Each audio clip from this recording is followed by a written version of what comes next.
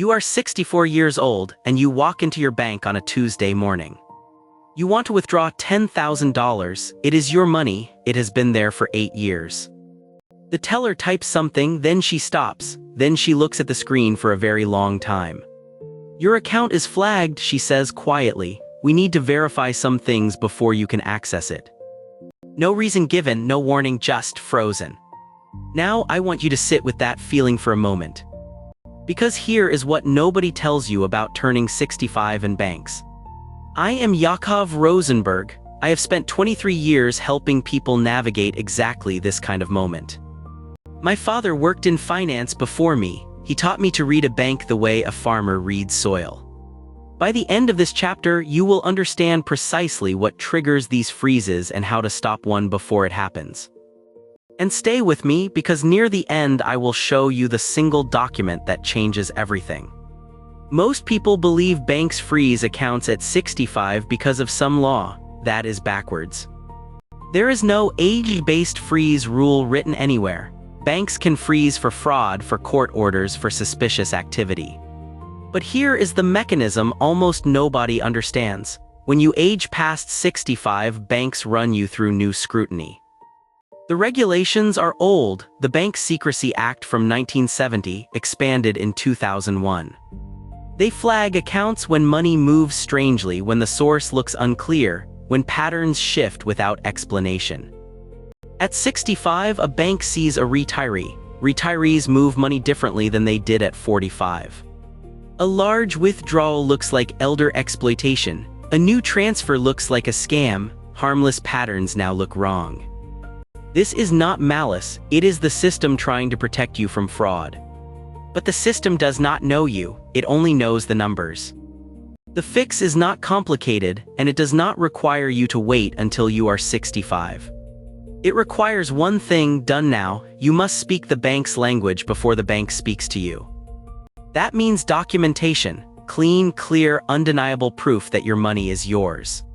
In the next chapter, I will show you exactly what that looks like and how to file it. That single document I mentioned in chapter 1, I am going to show you exactly what it is. Here is where most people get it backwards. They wait until the freeze happens, then scramble. By then the bank is already suspicious. You are playing defense on their field. I work differently. I build my documentation shield months before I turn 65. You walk into your bank with a clean file. No questions, no holds, no freeze. The mechanism is simple and it matters. Banks file suspicious activity reports when your pattern changes. You retire, your deposits shift. Large lump sums land. That shift triggers automated alerts. An alert becomes a report becomes a freeze. Now stop that chain before it starts. I keep 3 documents in a single folder, organized and ready to hand over. First, my last 5 years of tax returns, pages 1 through 2 of the 1040 only. The first page shows my total income, the second shows where it came from. A bank officer glances at that and knows, this person is not hiding anything. Second, a written letter from my accountant on letterhead, dated and signed, explaining my transition to retirement income. Not a rambling story, 1 paragraph, source, amount, legitimacy, that is all.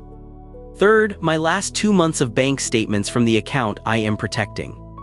I highlight the deposits that represent my normal pattern. I circle my regular withdrawals. This is what my account looks like when it is working as intended. Now here is the move. I do not wait for the bank to ask. I call my branch manager. I request a 30-minute meeting. I say exactly this: I am approaching retirement, my account activity will shift, and I want to provide documentation up front so there is no confusion. Most managers have never had a customer do this. You just became the person they trust. I hand over the folder, I keep a copy, I ask them to flag my file. That flag sits in their system. When my deposits change next year, an alert may fire. But an officer checks the flag first. They see the documentation, they see the conversation note. The alert closes, no hold, no freeze, no panic. The difference between a problem and prevention is preparation. But that shield only covers one account. What you really need is the right account structure altogether. That is what we are building in Chapter 3. With the documentation shield in place, you have built a wall of trust between you and your bank. But trust alone does not shield the money itself from scrutiny that follows the account holder into the next decade. Here is where most people stop. I do not stop here. The real protection lives in how you structure the account framework itself. I am going to walk you through 3 legal restructures that work together, and I have used them in my own portfolio since my early 50s. First, the joint account with a trusted family member.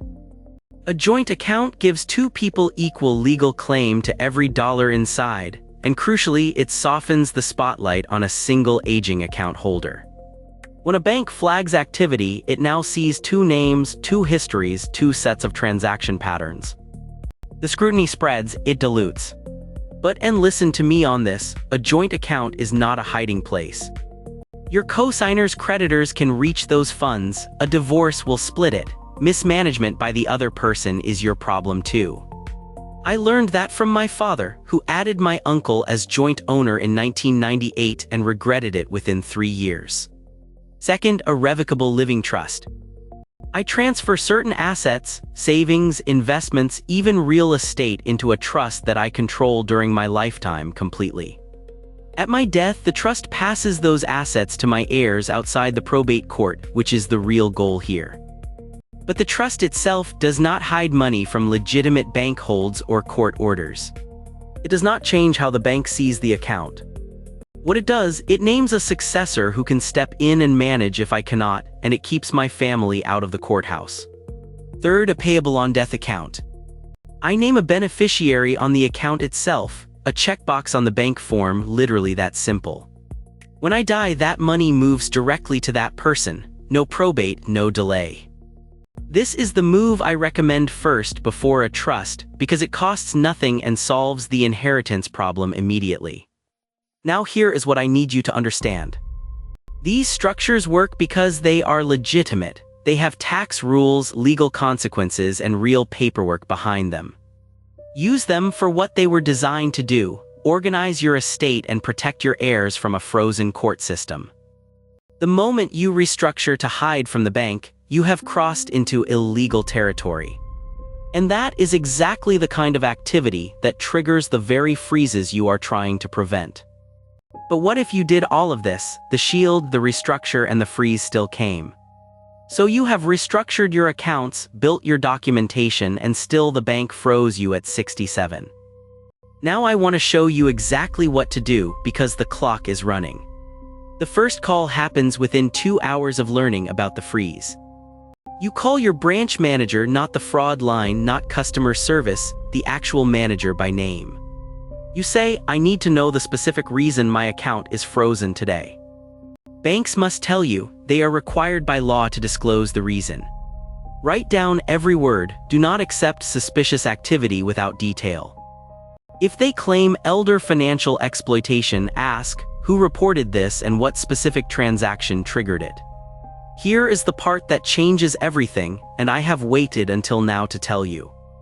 A frozen account under the Senior Safe Act is not a criminal accusation. It is a protective hold authorized to last 15 business days, not indefinitely. That 15-day window is your leverage, and it is the secret nobody mentions. On day 2, you gather your documentation shield from before. If you never built it, build it now. 5 years of tax returns, your accountant letter, recent statements. Send this by certified mail to the bank's compliance officer with a cover letter stating the hold is erroneous. On day 5, if nothing moves, file a written complaint with the CFPB, the Consumer Financial Protection Bureau. You go to consumerfinance.gov, you file it yourself. Banks respond to the CFPB within 15 days. On day 7, contact your state banking regulator or the OCC if it is a national bank. Name the freeze, name the date, name the reason given to you. Most holds collapse the moment a regulator asks why it is still in place. I have watched frozen accounts reopen in 4 to 6 days using this sequence. The bank is betting you do not know the clock runs on their side, not yours. You now know it does. Look at what we have walked through. The triggers you learned in month 1, the shield you built in month 2, the restructures you planned in month 3. You own every piece of that framework now. When you walk into your bank next week, you will notice something different. You will see the teller differently, not as a gatekeeper, but as someone who follows a system you now understand. That changes everything. I read every comment you leave. Tell me, have you had a freeze and what stopped it for you?